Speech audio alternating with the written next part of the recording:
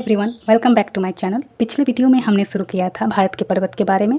भारत के पर्वत के बारे में हमने सबसे पहले प्रायद्वीपीय भारत को शुरू किया था। प्रायद्वीपीय भारत के पर्वत में हमने पढ़ा था अरावली पहाड़ के बारे में और सतपुड़ा पहाड़ के बारे में। आज हम जानेंगे विंध्य पहाड़ी जो है उसके बारे में, नीलगिरी, अन्नामलाई, और हम जानेंगे कॉर्डमम के बारे में। वेस्टर्न घाट क्या होता है, ईस्टर्न घाट क्या होता है, इन सब के बारे में मैं ट्राई करूंगी कि इस वीडियो में मैं प्रायद्वीपीय भारत को पूरा कंप्लीट कर पाऊँ। आइए शुरू करते हैं विंध्य पहाड़ी के बारे में कि विंध्य पहाड़ी क्या होता है। विंध्य पर्वत जो है यह विंध्य माउंटेन का विस्तार गुजरात, एमपी, यूपी, छत्तीसगढ़ व बिहार में है। इसका सबसे ज़्यादा विस्तार एमपी में है। इसे मैं मैप से समझाऊंगी, आपको क्लियर हो जाएगा। इसकी हाईएस्ट पिक जो है गुडविल पिक है जो कि एमपी में पड़ता है। आइए इसको मैं मैप के द्वारा दिखाती हूँ ताकि आपको क्लियर हो जाए। जैसे कि आप यहाँ पे मैप देख रहे हैं, भारत का मैप है, और ये देख रहे हैं आप, मैंने बताया कि यह पर्वत गुजरात, एमपी, छत्तीसगढ़ में और यूपी में और थोड़ा सा बिहार में भी लगा हुआ है। सबसे सर्वाधिक अगर लंबाई आप देखें तो एमपी में है।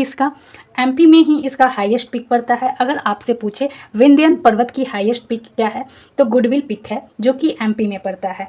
यह जो पर्वत है भारत को नॉर्थ और साउथ में डिवाइड करता है। ठीक है, इसके आगे हम जानेंगे। अभी मैंने बताया कि यह पर्वत नॉर्थ और साउथ में डिवाइड करता है। जैसे आपने मैप देखा होगा तो आपको समझ में आया होगा। विंध्य माउंटेन के चारों तरफ विंध्य चट्टानें पाई जाती है जो कि चूना पत्थर, बलुआ पत्थर, संगमरमर व हीरे के लिए जानी जाती है। जैसे अगर आपसे पूछे कि विंध्य पर्वत किसके लिए फेमस है तो यह बलुआ पत्थर और संगमरमर के लिए। अगर मैं आपसे पूछूं कि अरावली पर्वत किसके लिए फेमस है, कमेंट बॉक्स में अवश्य ही बताइएगा। मैंने आपको बताया था अरावली पर्वत किसके लिए फेमस मानी जाती है। और जो हीरा का सबसे बड़ा खदान है पन्ना, यह भी विंध्यन क्रम की चट्टानें जो होती है वहीं पे पाया जाता है जो कि एमपी में पड़ता है। एमपी में ही पन्ना नाम का ही एक आप देखे होंगे बायोस्फीयर रिजर्व भी है और नेशनल पार्क भी है। तो ऐसे भी आप याद कर सकते हैं। जो पन्ना का खदान है वो कहाँ पे है तो एमपी में है। यहाँ पे हम जानेंगे पश्चिमी घाटी के बारे में, यानी वेस्टर्न घाटी। वेस्टर्न घाटी कैसे बना इसके बारे में भी मैं आपको बताऊंगी और मैपिंग के द्वारा समझाऊंगी ताकि आपको बहुत अच्छे से क्लियर होगा कि वेस्टर्न घाट कैसे बना और हमारे भारत का वेस्टर्न पार्ट क्यों ऊंचा दिखता है। तो सबसे पहले हम लोग ये क्लियर कर लेते हैं कि वेस्टर्न घाट कैसे बना। तो जहाँ से तापी नदी अपना मुहाना बनाना शुरू करती है, तापी नदी का मुहाना गुजरात राज्य से बनता है। तो आपको क्लियर हो गया होगा कि तापी नदी का मुहाना जहाँ से बनता है यानी गुजरात राज्य से कन्याकुमारी यानी तमिलनाडु तक हमारा पश्चिमी घाट फैला हुआ है। इसकी लंबाई 1600 किलोमीटर है। पश्चिमी घाट को हम ब्लॉक माउंटेन कहते हैं। ब्लॉक माउंटेन इसलिए कहते हैं क्योंकि यह कोई पर्वत नहीं है पर उभरा उभरा दिखता है, यानी ऊंचा हिस्सा दिखता है हमारी पश्चिमी भाग का, तो इसलिए उसको हम लोग ब्लॉक माउंटेन कहते हैं। इसको मैं मैप के द्वारा समझा रही हूँ आपको ताकि ज़्यादा समझ में आए। यह जो एरिया आप देख रहे हैं इसे हम पश्चिमी घाट कहते हैं। पश्चिमी घाट कैसे बना, मैंने आपको बताया कि हमारे भारत का पश्चिम वाला भाग उभरा हुआ है। उभरा हुआ क्यों है, क्योंकि यह अफ्रीका महाद्वीप से अलग हुआ। अगर आप एक पत्थर के भाग को थोड़ा सा टुकड़ा करेंगे तो उसमें आप देखेंगे कि एक भाग थोड़ा अपवर्ड होता है और एक डाउनवर्ड होता है, यानी एक भाग उभरा हुआ दिखता है और एक भाग थोड़ा नीचे की ओर घिसका हुआ दिखता है, जिसके कारण से हमारे भारत के पश्चिमी भाग अपवर्ड है यानी थोड़ा उभरे हुए हैं और इधर वाला भाग ईस्टर्न घाट थोड़ा डाउन के है। तो ये तो हमारा हो गया कि पश्चिमी घाट कैसे बना और उभरा हुआ क्यों दिखता है। तो यह अफ्रीका महाद्वीप से अलग हुआ है जिसके कारण ये उभरा हुआ भाग हमें दिखता है और इसे ही हम पश्चिमी घाटी कहते हैं। पश्चिमी घाटी जो कि आप देख रहे हैं महाराष्ट्र में है। कलसुबाई पर्वत पड़ता है और महाबलेश्वर पर्वत पड़ता है, और कर्नाटक में पड़ता है कुदसुख पर्वत और ब्रह्मगिरी पर्वत। ये दो पर्वत पड़ती है। वेस्टर्न घाट की पहाड़ियों में कोई भी विभाजन आप नहीं देखेंगे। अभी ये बात मेरा नहीं समझ में आएगा आपको कि विभाजन कैसे, क्योंकि अगर ईस्टर्न घाट पढ़ेंगे तो वहाँ की पहाड़ियाँ कटे कटे हैं, जो कि मैं आपको दिखाकर समझाऊंगी तो समझ में आपको क्लियर आएगा। तो आई होप आपको पश्चिमी घाटी समझ में आया होगा। पश्चिमी घाटी में मैंने आपको क्या समझाया कि पश्चिमी घाटी जो होता है वो तापी नदी के मुहाने जहाँ बनना शुरू हुआ है वहाँ से शुरू होती है और इसकी लंबाई जो है 1600 किलोमीटर है। पश्चिमी घाटी गुजरात से लेकर कन्याकुमारी तक फैली हुई है।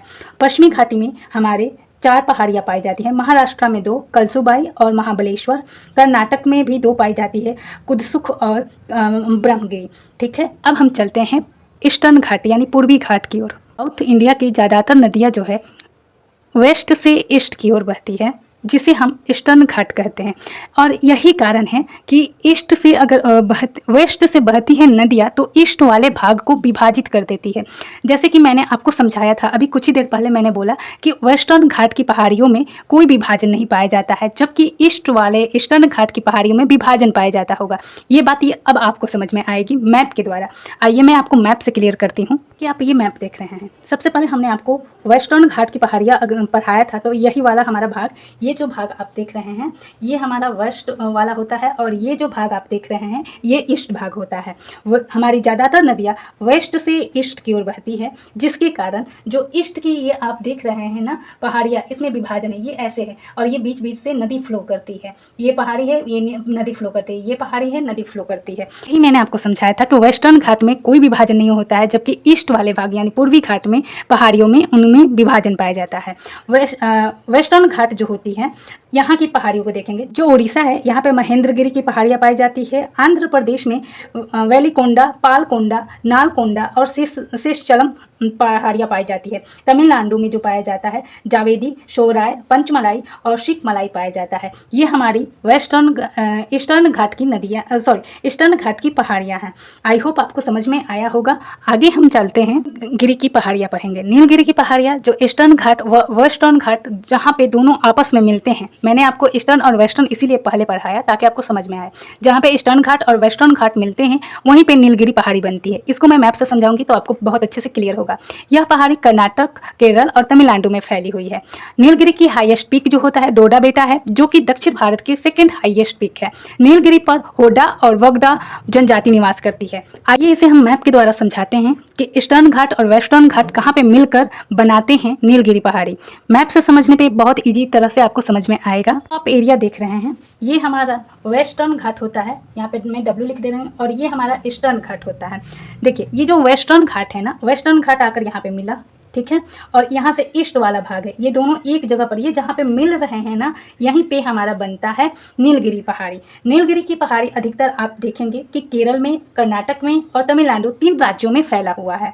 यही बात मैंने आपको अभी पढ़ाया। उसके बाद नीलगिरी के बाद आता है अन्नामलाई पहाड़ी। जो अन्नामलाई है यह है केरल और तमिलनाडु में फैला हुआ है, 2 राज्यों में फैला हुआ है।